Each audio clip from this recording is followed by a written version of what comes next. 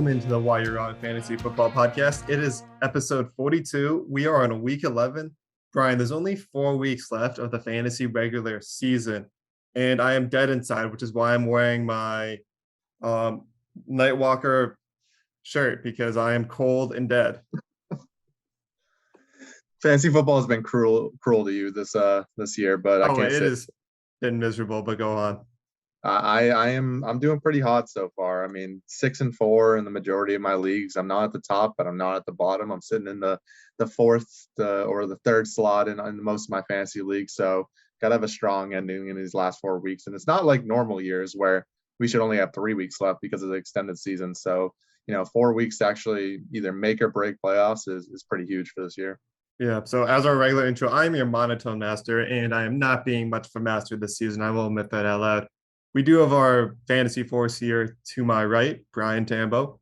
You can find us on our podcast on Apple Podcast and Spotify, or social media on YouTube, as you can watch the show live, or TikTok and Instagram as You're Wrong FFB, or on Twitter as You're Wrong FFB. Sorry.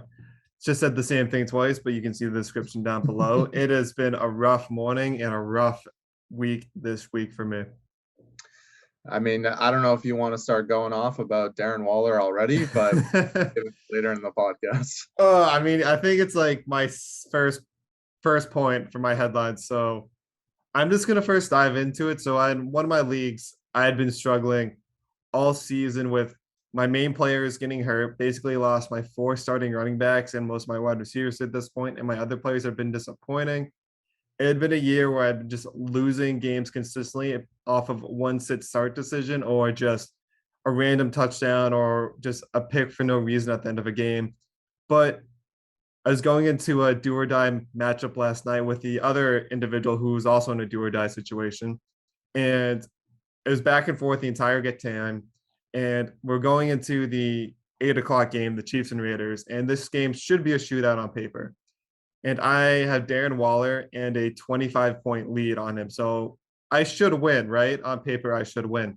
Should. And my opponent has Derek Carr and Darrell Williams. So there's no way Derek Carr has a good game and Darren Waller has a bad game, right? Right. Right. And Darrell Williams needed to have a career game by scoring 25 points and more at the same time. So what happened? Derek Carr puts up 19. Darren Waller only has 4 for 24, gets a touchdown called back on a penalty. And the play I lose on, because I ended up losing by about 6 points, was the broken play 40-yard touchdown to Darrell Williams at the end. And what really hurts is if he landed on the 1-yard line and was down, I win the game. But since he fell backwards into the end zone, I lost. See, I've been on the other side of that. I've been in your situation before in years played in fantasy football. I've been playing fantasy football for 13 years. I've had one time where I was playing against Alshon Jeffrey in a semifinal game. The Bears were down, I think, 30 points, and Alshon Jeffrey caught a 40-yard touchdown at the very end of the game, no time left. Like, they could just need the ball. They were down 30. So I've lost in those situations before. But the fact that it's so frustrating, because if you were to be down at the 1-yard line, you would have ended up winning that game. But that's just not how fantasy football works. It's either on the good side of it or it's on the bad side of it. And you definitely experience more bad sides than good sides this season. Yeah. What was frustrating is because the safety, Abram, he had his hand in the center. Like, all he had to do is go like this, and it's an incomplete pass. But and Darrell Williams doesn't do that every week. He doesn't catch the ball too. Like, he's not the receiving back. Yeah, Jerick McKinnon's kind of been more of the pass catcher for the Chiefs. I mean, the fact that that Mahomes threw for 405 yards and 5 touchdowns, that's pretty shocking to see, since Mahomes has been pretty awful for the last 3 weeks. But that's just how fantasy football is. It's very cruel. But when it's on the good side, it feels really good. And I'm sure a lot of people at Deebo Samuel last night won a lot of their fantasy games because he also went off. Oh, another player that lost me a fantasy game. I just needed him to stand at 19. And what does he do? He hits 27 on 10 carries. 10 touches. This man gets 2 touchdowns and 130 yards. Deebo Samuel is something else. The Niners run through. They run the ball. They got Elijah Mitchell and Jeff Wilson, probably 60% of the plays. And then no matter what, it's either George Kittle or Deebo Samuel. And when you're on the opposite side of that and you have to play against one of those guys, that's not a good feeling. No, but I just kind of want to talk about some of the players we just named, because they're my 2 main points. So reflecting on taking Darren Waller high in a deep league, you probably took him late second round, or in a smaller league, you probably took him mid third round, which I did in three of my leagues. And the thinking was this man was as a tight end, he was a top 10 wide receiver last year. He is the number one target, by far the number one player on this team, but he's having a terrible year, and a lot of it has to do with Derek Carr is not great when it has been leading like the league in yards, but anytime he throws to Darren Waller, it's a terrible pass. And I think the reality is that Travis Kelce and George Kittle are also the other two top tight ends, but each of them have another weapon on the team, which has to force the defense to focus on that weapon. Because Travis Kelce has Tyreek Hill to help him out, basically taking away the top coverage. So Travis Kelce only has one-on-one most of the time. George Kittle this year, though he was injured, he has Deebo Samuel taking away a lot of the defense. Darren Waller has no one, so the defense can just double cover him the entire time. And it doesn't matter how big he is, he's not going to escape double coverage if Derek Carr can't throw him a decent ball. Yeah, it doesn't really even make a lot of sense how Darren Waller's having. I mean, I can see the double coverage because he doesn't really have any weapons behind him, but it always seems like there's always one Raiders player every single week that goes off, whether it's Bryan Edwards, whether it's Hunter Renfrow. Hunter Renfrow has been an absolute monster for the Raiders this season, by the way. Probably one of the most underrated receivers in fantasy football, I'd have to say. He's At this point, a yeah. target reception. He's doing everything that Darren Waller was supposed to be. And Derek Carr doesn't even look his way. I mean, you have Zay Jones now. You did have Ruggs. Ruggs is no longer there. And then even on the flip side, they have Kenyon Drake and Josh Jacobs. So they do run the ball a good amount, but they're more of a play action team that likes to go deep, and they just seem to just forget about Darren Waller. So I don't know what his outlook's going to be for next season, but I don't think Darren Waller is going to end up being a top 5 tight end, but the upside is definitely there for the next season.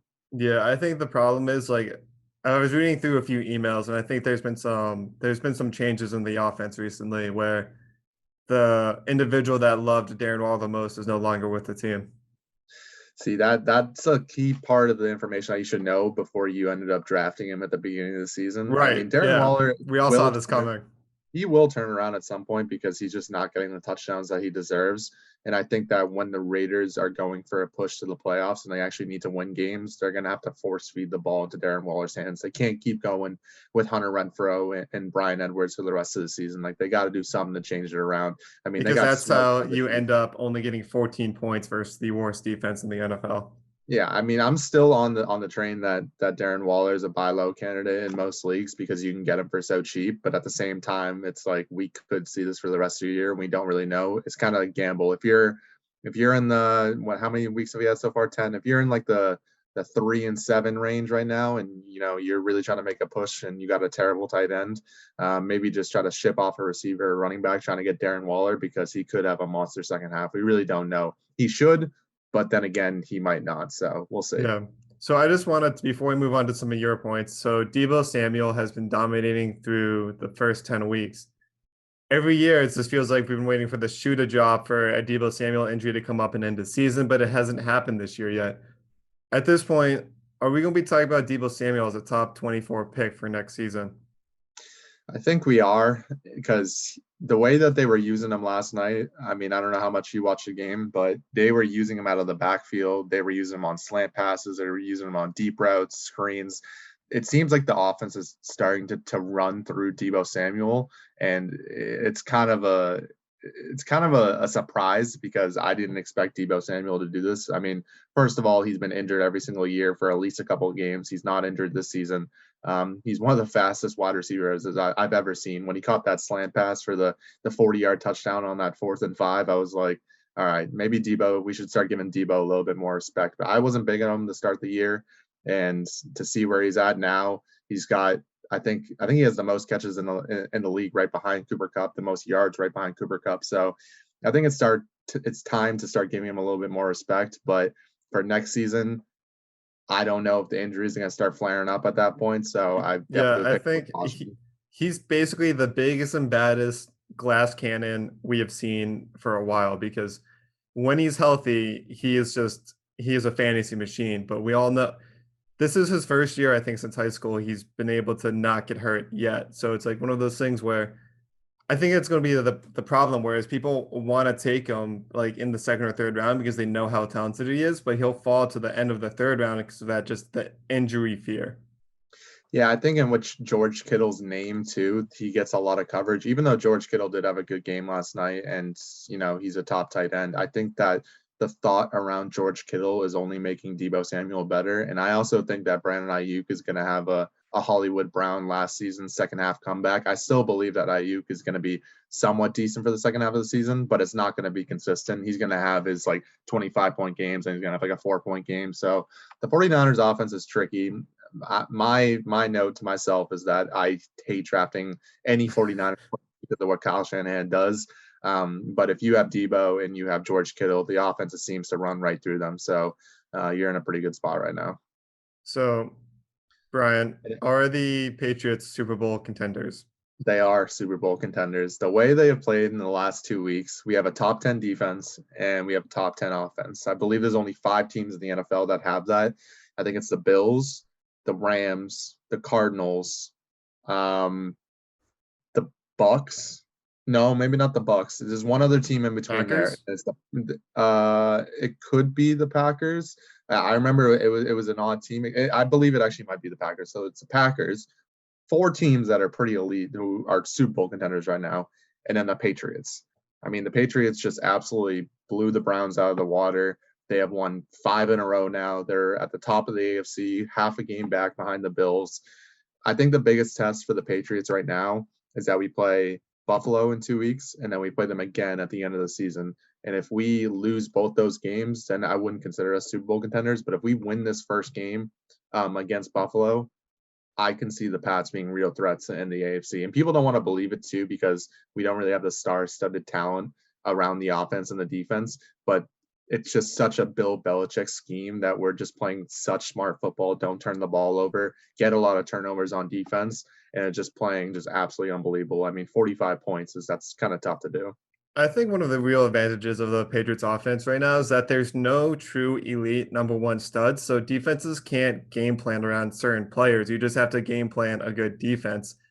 And so that works until Kendrick Bourne makes a catch between 2 defenders for a touchdown, until Hunter Henry is left wide open for 2 touchdowns, until Ramondre Stevenson runs for 100 yards and 2 touchdowns down your throat, and then Brandon Bolden's catching passes out of the backfield. There's no 1, no 2, no 3 sets of players on the Patriots that you can game plan for. So I think that actually makes it harder on defenses going up against the Pats. No, I totally agree with that. And I mean, Ramondre Stevenson, he was one of the better draft picks that we had. I mean, I'm very glad we took him because even when Damian Harris goes down, he can just fill in that role. And then you also have JJ Taylor, you have Brandon Bolden. JJ Taylor didn't do that much. I really thought he was going to have a bigger role this year, going with with James White going down. But I think that with the running back core they have and like the average receivers and, Mac Jones being such a precision passer, it's going to be interesting to see what we end up doing. They're definitely a playoff team. I don't know if they're the Super Bowl team yet, but if we'll see when they play the Bills. If they play good against the Bills, then we should really start to consider it. Yeah. And then my second pick is the Cardinals did get smoked by the Panthers, which was a shock. I mean, not really because Colt McCoy was the quarterback, but I think it's time to start saying that James Conner is the James Robinson of last year. He's by far the best free agent if you got him in the first 4 weeks, congrats, because the man has 12 touchdowns on the year. They were in a terrible game script. I actually won my fantasy game because of that last touchdown by James Conner. I think I won by like 3 points, and if he didn't score, I would have lost. So the touchdowns are there, and at the beginning of the season, he was more, okay, James Conner is, a high-end RB3 who's very touchdown dependent. Like he needs a touchdown to be able to do good, which was the case this week. He only had like 15 carries for 40 yards, but he had a touchdown too. But I think with Chase Edmonds down right now, he's easily an RB1 in fantasy because he scores touchdowns way too often. I mean, towards the end of the season, maybe the touchdowns are going to regress, but I think it's good to say that he's due a touchdown a game right now, especially when Kyler comes back and this offense is rolling.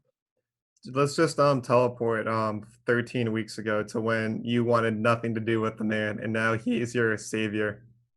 He is my savior. And I honestly didn't want anything to do with him. And what got me too with Yahoo is that they were putting his projections in week 4 as like 11 points, 12 points, 11 points before he even had this stretch of games. And I was like, why are they doing this with James Conner? Like, all he is an RB2. He's taking over the Kenyon Drake role. Like, Kenyon Drake, ran the ball 10 times, scored some touchdowns. But I mean, maybe James Conner actually was good, and we have to blame the Steelers for being so bad, and that's kind of why they got rid of him. I think the Steelers' offensive line was really really bad at the time that he was there towards the end of his tenure with them, and then he came over to the Cardinals. There's a high-powered offense, and now he's scoring touchdowns. He has the most touchdowns in the league.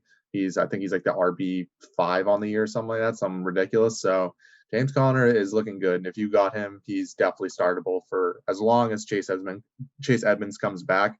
And I think even after he comes back, James Conner is not going to lose much of a touch. Yeah, it's kind of like funny because I feel like right before the season started, everyone was like, this is a team where a running back is going to be successful, but which one of the two will it be? And it'll be the one that makes it through the end of the season. And just because of the track record history, everyone was like, oh, James Conner will most likely be the one to get hurt. And Chase Edmonds, you'll be getting a RB1 in like the 5th or 6th round. And it's been the exact opposite. Chase Edmonds is the one who unfortunately went down, and now James Conner, who you probably got in the 9th, 10th round, is now playing like a round 1, round 2 running back.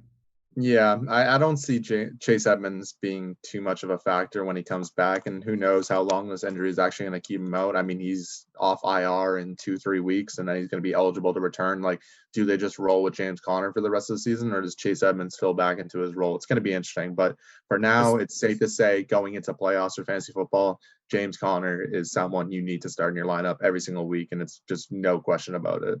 So let me just ask real quick, would you trade for James Conner, or would you be trying to sell high knowing that there might be a cliff coming by the time Kyler Murray and Chase Edmonds potentially comes back? So I think a lot of James Conner's production is coming from the fact that he is the only one there right now. Yeah, I think that if you don't have running backs and you're solely relying on James Conner, like I have Alvin Kamara, I have Mark Ingram, I have Antonio Gibson. Like, I'm not too concerned about, like, once James Conner goes down, I plug Antonio Gibson back into the lineup because he has one of the easiest schedules for the remaining year. But if James Conner is like what you're living and dying off of, then 100% you should sell high for him, because I think that come the playoffs and when Chase Edmonds does come back, there could be a little bit of a regression. But again, he could be doing the same stuff that he was doing with Chase Edmonds in the lineup anyways. It really just depends on how your team's looking at that time. Right. And then I do want to talk about your next point is, because it just feels like how this year has gone, which was summed up by these 2 games specifically, the Bucks losing to the Washington football team and the Ravens getting embarrassed by the Miami Dolphins. I mean, that's not even the only 2 upsets that we've seen this year. We saw the Bills lose to the Jaguars. Yeah, we saw not great. Who else did we see? We saw some absolutely terrible games. God, I can't even think. There's like 3 other games. Rams lost a terrible game earlier in the season. All these top teams are losing. Oh, it was the Rams getting embarrassed by the Titans and also just now getting embarrassed by the 49ers. Yep. I mean, the Cardinals, again, they didn't have Kyler, but they just got embarrassed by the Panthers, who are, arguably not that great of a team. Like, there's so many weird games that are going Jets on this season. Also beat the Bengals and the Titans. Yep, the Jets beat the Bengals and the Titans. Like, there's just so many weird games that are going on this year, and it really doesn't have too much fantasy implications. Like, well, technically it does, because you believe that the guys you start against the Jets, Houston, Jacksonville, all the bad teams should do well. But it seems like this year there's a lot of underdog winners out here. I mean, Detroit just tied the Steelers in a game of the Steelers should have won by 30. Like, it's a very odd season, and we haven't seen this in seasons past. I do think the Bucks are going to be fine, even though they have lost 2 straight now to not that great of teams. But it's just weird to think that, oh, this team's going to be a Super Bowl contenders. And then they're like, oh, they lose to a bad team. Now let's throw them out of there. And it's like, oh, the Bills actually just lost to the Jaguars. Let's throw them out of there too. Like, who actually is a Super Bowl contender? That's why power rankings are just the dumbest thing that goes on throughout the season. Every analyst is like, I just updated my power rankings, but like, bro, who cares? Yeah, it's like you really don't know. I mean, it's going to end up being the top teams anyway. It's going to be Bucks, Chiefs, Rams, Cardinals, Patriots, Ravens. Like, they're going to be there at the end of the season regardless, but it's just weird to see all these teams doing so bad against such terrible teams. I think my favorite stat from Sunday was that Jared Goff, before entering the game, was 0-15 without Sean McVay, because he went 0-7 with Jeff Fisher. He was now 0-8 with the Lions. And then he just tied. So he's now 0-16, which is basically he's lost every single game of a season without Sean McVay. I wanted them to win that game so bad, but Jared Goff threw for like 117 passing yards, so I don't think he even deserved to win that game, even if they did end The up running winning. backs deserved it. The running back, DeAndre Swift, he's the only guy in the Lions that you could trust. TJ Hawkinson, get him out of here. I had such high hopes for him, but Jared Goff is terrible. The Lions are terrible. Yeah, they are by far the worst team in the NFL. Lions against anyone, I'll take Houston, I'll take Jacksonville, I'll take all the bad teams, but the Lions are just absolutely awful.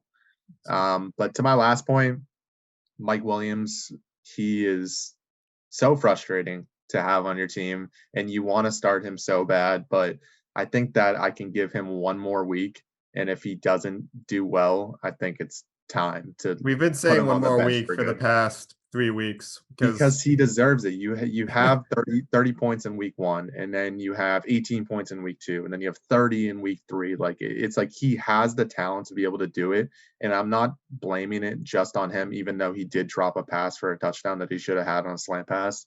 I think it's more so that teams are starting to understand the Chargers, even though they should have been a high-powered offense. They're scheming different ways to be able to shut down Justin Herbert. Justin Herbert's not doing that great as of lately. And it's kind of also the Keenan Allen effect, where Keenan Allen usually does emerge and pop off to be a great wide receiver at the end of every year, like he always does. So that's kind of hurting his value a little bit. But he plays Sunday Night Football against the Steelers. The Steelers have a lot of injuries on defense. TJ Watt is out for a while. They have some cornerbacks that are out. I believe one of their safeties is out as too. So if he can Minka have a good game Fitzpatrick is here, out. yeah. So yeah, exactly. So Fitzpatrick's out. So if he can have a good game here, then I can trust him for the rest of the season. However, if he does, then it's to the bench for the rest of the year. Yeah, I think it's going to be interesting to see like what his lines are at the end of the season, because it's almost like teams are saying to the Chargers, beat us underneath. We're not going to let you beat us deep. And that took away the majority of Mike Williams' value. Yeah, exactly. And I think they need to run the ball a little bit better, because without running the ball better, you can't play action and go deep. And honestly, Austin Eckler hasn't been running the ball that great as of lately. But I think that the tides will end up turning. The Chargers will end up having good games towards the end of the season. It's just going to be hard to predict when those games are actually going to be.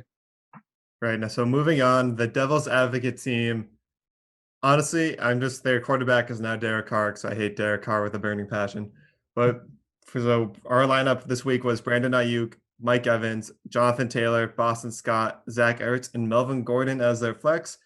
And they pulled off 81.4 points, but thankfully both our teams came together and won.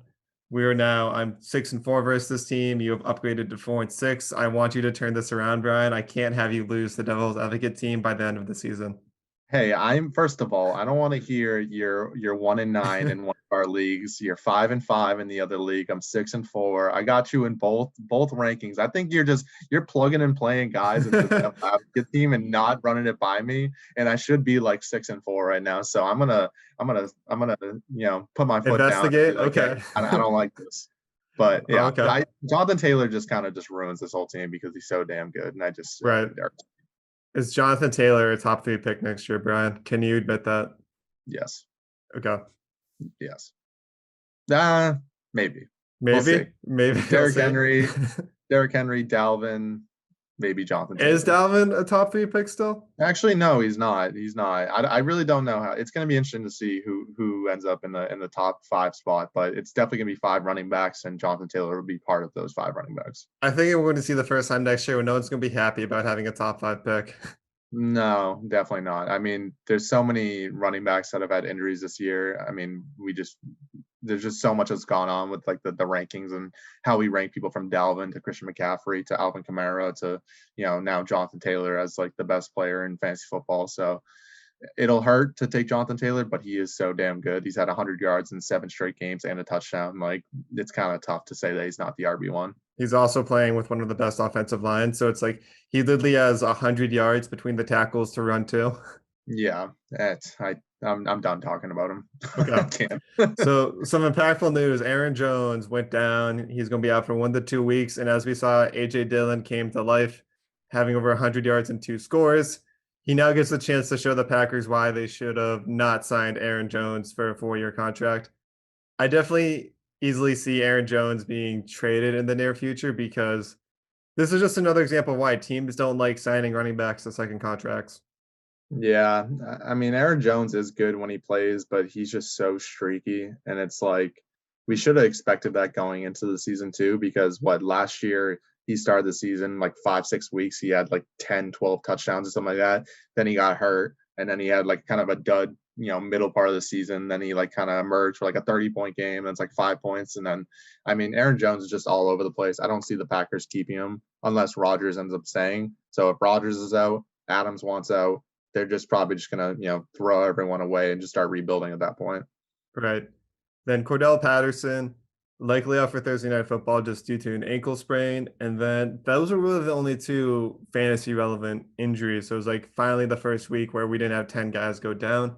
TJ Watt on the defensive side escapes a major injury, but unfortunately Chase Young is now out for the year with an ACL.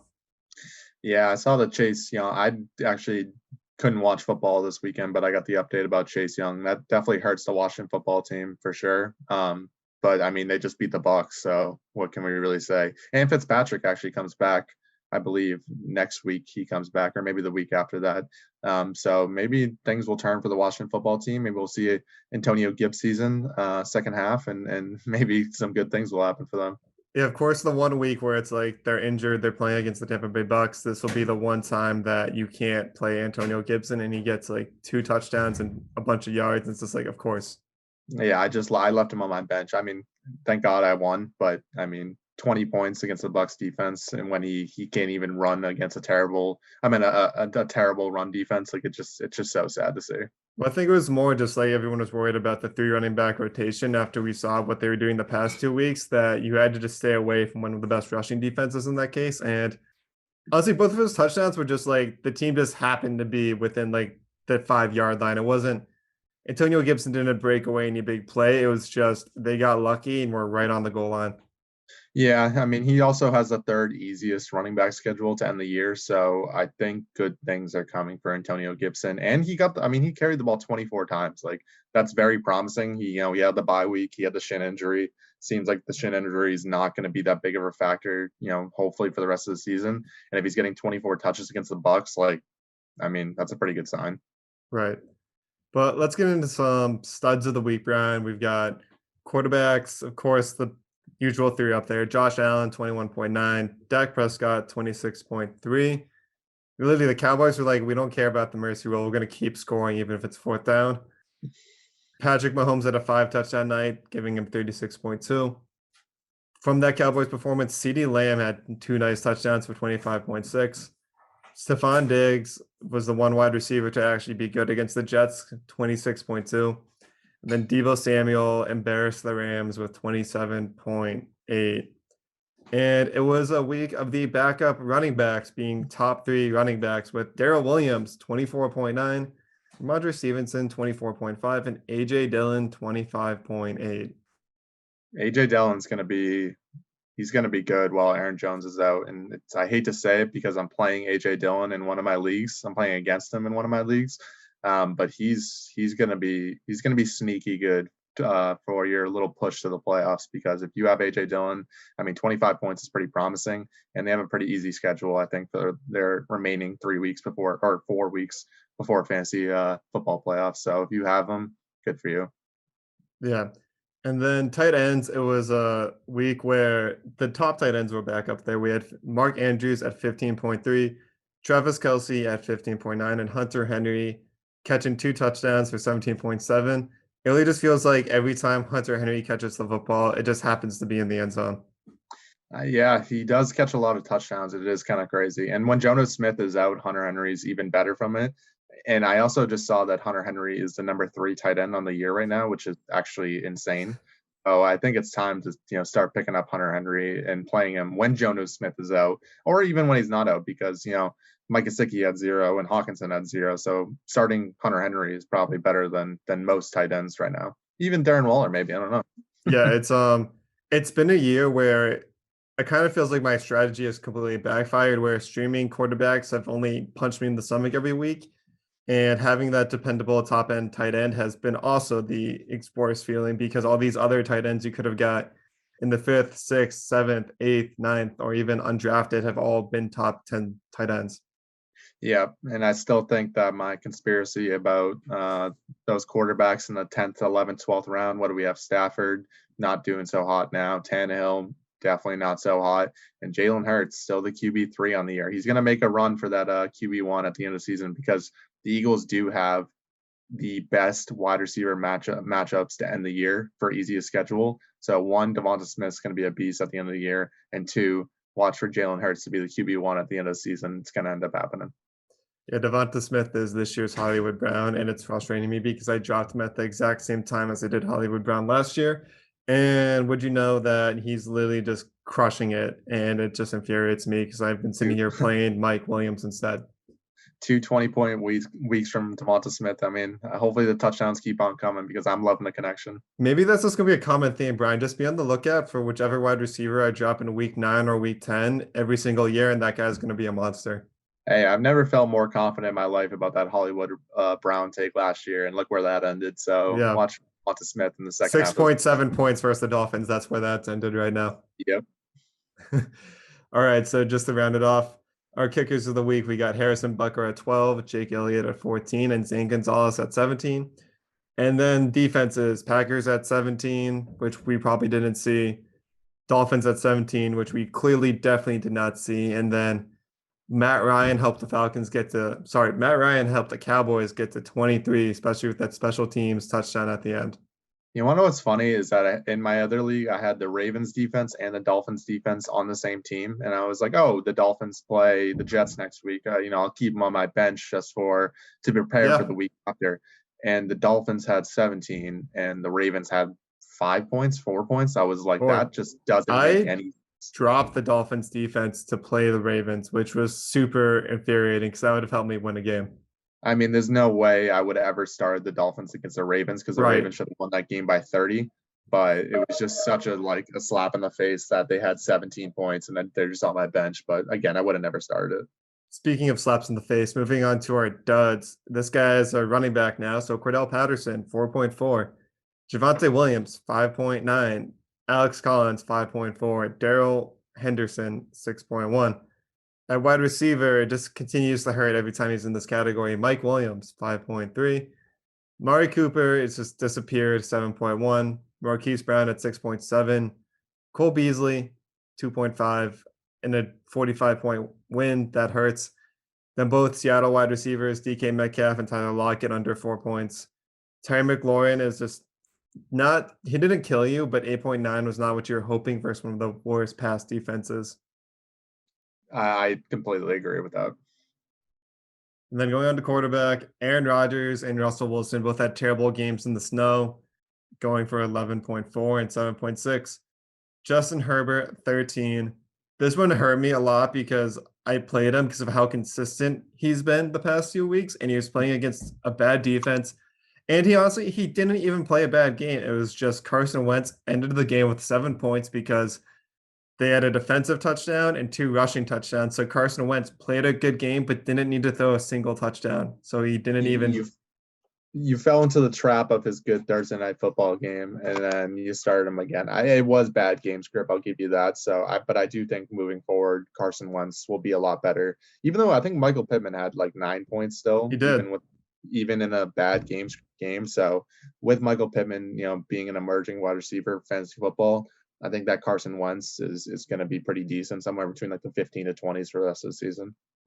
Then Matthew Stafford, the quarterback 6 on the year, had another terrible game at 11.8 points, just starting it off with 2 really bad interceptions again. Is this a common theme where, are the Rams imploding, Brian? They keep signing star players and keep playing worse and worse? I don't know, honestly. I mean, that first pass to Odell, I think that was more of a force feed. Be like, hey, let's try to get Odell a crazy touchdown so we can post it all over social media and be like, hey, we're the best team in football. But that definitely backfired. And I think that with Robert Woods going down, it did hurt the team a lot more because Van Jefferson was dropping balls left and right. They had another receiver out there that I have never heard before in my entire life. He also dropped a couple balls too. And then it was really just Cooper Kupp. So they are going to probably struggle for a little bit, but I think that when Odell keeps, learning the offense, learns the playbook a little bit more, things will turn around for the Rams. I'm not too worried about them just yet. And then our disappointing tight ends, Darren Waller, 4.4. TJ Hawkinson and Mike Gesicki both goosed us. Dalton Schultz 1.9 and a blowout win, and then Dawson Knox 2.2 and a blowout win. It's just like, guys, what's going on? Like, why is this the world that we live in right now? Remember when we thought Dalton Schultz and Dawson Knox were going to be like top 5 tight ends? I mean, it's slowly going downhill from here. They did have a good start, but it's going south. That is just what happens when it comes to the tight ends that sporadically make it into the top and then fall out immediately. Yeah, if you don't have a top 2 tight end, I mean, good luck trying to find that random tight end. You might as well start like Tyler Conklin or something like that. I mean, Tyler Conklin is my start of the week for tight end, and he's been the most consistent, streaming, flexible. I'm in a pinch pickup for a tight end. I mean, it's so hard to find a tight end that consistently gets over 10 points. So anything from like the 6 to like 8 range, like that's all you can really ask for right now. Apparently TJ Hawkinson's only good for like 1 point a game. So I might have to start thinking about picking up someone else because he is just so frustrating to have. Tyler Conklin, just I might get Hunter Henry's on my waiver wire, so I'm trying to get him. I might yeah, just start Hunter Henry on Thursday night against the Falcons because he'll probably catch a touchdown. yeah. I noticed that. I feel like a lot of us are probably going to be competing for him. Yes. So going into our pickups for this week at wide receiver, it's rough out there in the streets for wide receivers. So Brian, would you rather Kadarius Toney or Kenny Galladay that you could pick up versus Tampa Bay? You know, it's funny you asked that because in the league that I saw Kadarius Toney was ranked the highest for week 11. I had Robert Woods go down. I was like, maybe it's time I start picking up a receiver. And I saw Kadarius Toney was the number 1 guy and Kenny Galladay was number 2. And I really thought to myself, I was like, if Sterling Shepard doesn't play, who has the better game? And Yeah, honestly, I love Kenny Galladay from last season and he ripped my heart out. And Kadarius Toney had so much star-studded talent and he just had a couple drops his last game. I think I'd rather go Kadarius Toney in I this would too. situation I over just Kenny had to Galladay. throw Kenny Galladay's name in there because it's one of those like things about fantasy where it's just fickle. And I've also saw this. Okay, let's say, would you rather play Kenny Galladay versus Tampa Bay, or would you rather pick up Allen Robinson to play versus the Ravens? Oh wow. Um wow. Yeah. I would I'd probably Allen Robinson, honestly, because the Ravens did just get absolutely smoked by Miami. And the Ravens defense has been good in years past, but they're actually really pretty terrible this year. Like they let up a ton of points and their cornerbacks have just not been living up to expectations. So if Justin Fields can pass the ball a little bit more, I think that Allen Robinson will probably end up having a better day. But to say the least, they're both terrible options. Yeah. And then he's been my suggestion for a while, but Rashad Bateman has had 2 good back-to-back games. He's definitely taking over a significant chunk of the small passing pie of the Ravens offense.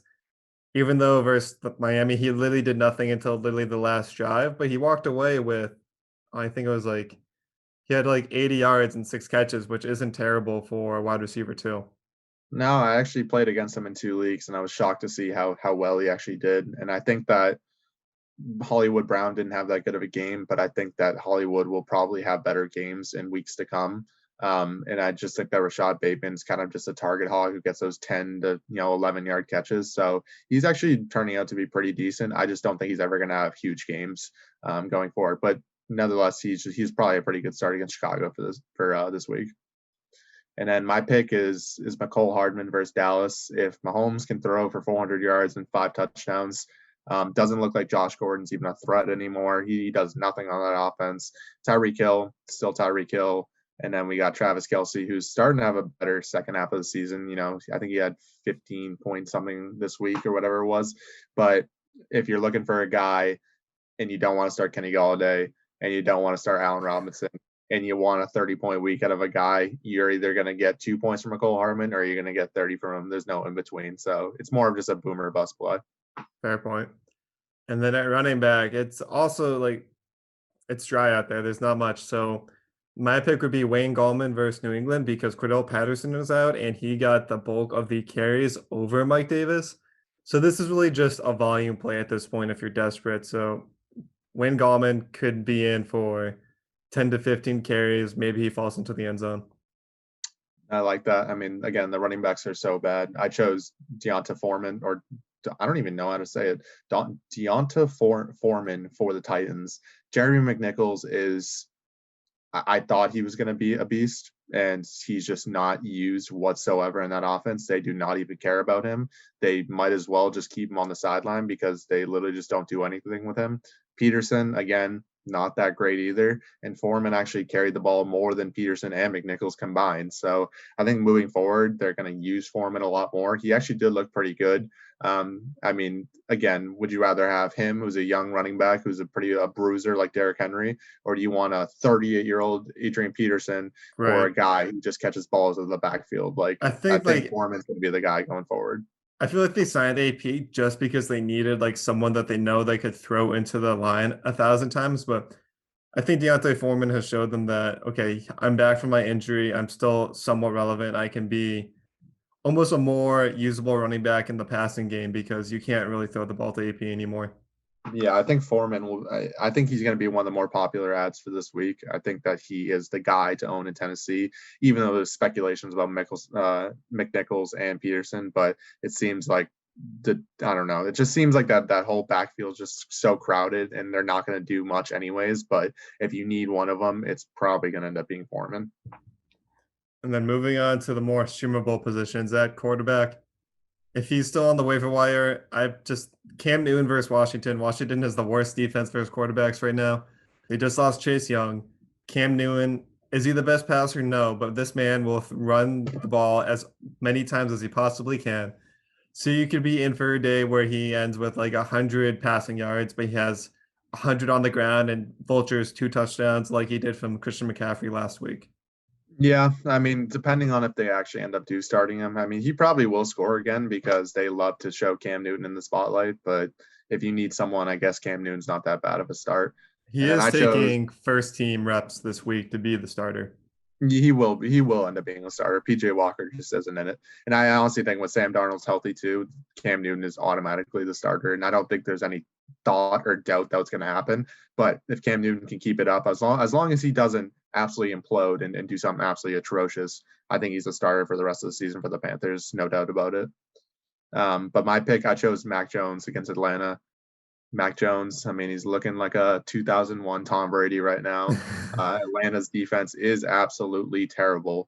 They don't have their best player in Cordell Patterson. I think Pat's defense is one of the best picks for the week, and I think that Mac Jones easily gets 19 to 22 points, no doubt about it. And then at tight end, Tyler Conklin versus Green Bay. He continues to be the most solid tight end, getting you 68 points a week and maybe a touchdown like he did this past week. And then Bryan, I don't know if you've noticed, but you might be able to go back to the river because Adam Troutman has had 13 targets in the past 2 weeks. Trevor Simeon, I guess, is a guy who likes to go fishing. He might not score a touchdown, but if you're real desperate for a tight end, you just got to go based off of passing volume, and the targets are there for Troutman right now. Yeah, I like that pick. I mean, he's no Blake Jarwin. We No, missed out on the greatest fantasy season of all time by a tight end in Blake Jarwin last season. It's so sad to see it that Dalton Schultz has just come in and just taken all of his reps because Blake Jarwin is going to be so good. But yeah, no, Trautman, he's a good pick this week, especially because Philly has a pretty terrible defense against tight they ends. are So the I like that. absolute worst against tight ends. So I like to hear that. let's Well, my let's go to pick. the river. Let's go to the river. I mean, I'll take it. Maybe I'll start him over Hawkinson this week because Hawkinson's so frustrating. We'll see. I don't know. But I chose Evan Ingram against Tampa. Believe Tampa lets up a ninth most points to tight ends. Tampa just ended up losing to Washington. They lost to the Saints. They're letting up a lot of points right now. We knew Tampa's defense was terrible to begin with, but Ingram Their passing might defense. be. Don't disrespect that front seven. Yeah, the passing. Sorry about the front line because their front line is just absolutely terrifying. But they let the ninth most points to tight ends, which is kind of crazy. Even though we know that passing defense does suck, but he's had 9 points and 11 points. No Sterling Shepard maybe this week. So if we're talking about Kadarius Toney, we're talking about Kenny Galladay. Let's put in Evan Ingram in that conversation too. As long as he doesn't just disappoint us, like the amount of times where Evan Ingram is set up for success and he just disappears. No, he's But like the most frustrating tight end probably of all time. So I yeah. don't blame you if you don't want to pick him up. So for the first time ever, it feels like there's a big amount of streaming defenses that you could be picking from this week. So I know Cleveland just got steamrolled by the Patriots. I feel like a lot of that had to do with the way game script was and the way that the Cleveland offense kept putting the defense in the just most outrageous and terrible situations. But Cleveland should rebound versus Detroit this week. And because there are so many, my other would be Miami versus the Jets, because the Jets are in quarterback turmoil and Miami just had two back-to-back weeks of putting up 17 points on defense. Like, I don't know what's going on, but I just continue to ride the hot hand versus bad teams. I like that. I mean, do you choose the Patriots against the Falcons, or do you choose Miami versus the Jets? Let's Or do you choose let's go this. Okay. Tennessee versus Houston or Miami versus the Jets? I would go. I'll give you the projected points. Tennessee is projected for 9 points and Miami's Okay. for 6.7. It's like it kind of depends like who's playing quarterback for the Jets. Like, is it because that affects like the decision making of like if it's going to be Johnson or White, then I might not pick Miami because they're at least going to dink and dunk down the field. Zach Wilson would be the one making mistakes and forcing interceptions and whatnot. But also like Tennessee's defense has now been locking it. Like I'll pick Tennessee just because of the way they've played against the Rams kind of situation. I agree too. I think that Tennessee is a smarter play. They do have a better defense, and they haven't. That's the reason why they're winning games, because their offense is kind of slacking. They don't have Julio. AJ Brown dudded this week. Like, their offense did not look good, but their defense ended up saving them. And I think that Miami's defense was kind of a fluke thing, even though they've had back-to-back 18-point weeks in defense. That's the only thing that's making me concerned. But I think the safer play is probably Tennessee. But I think both are still good options. Because here's the thing, like the Jets have showed that even if they are a bad team, if it's not an absolutely amazing shutdown defense, the Jets will still find a way to get enough garbage points where it will end up hurting the defense that you're playing against them. I totally agree with that point. Well, my other pick, which is not one of the teams that I mentioned, was the 49ers against Jacksonville. I mean, it's a rule of thumb this year in fantasy football. If someone plays Houston, if someone plays Jacksonville, if someone plays Detroit, it's almost like a given that they should do well. And it seems like some of the times they don't do so well, but I feel like you have to trust them because those are the worst teams in football. And if you're streaming defenses, you just got to trust your gut and hope that they get like a pick six or a couple turnovers. Fair, yeah. So Jacksonville's been like the Jets this year, where like they shouldn't win games that they've been winning, but this is where we're at.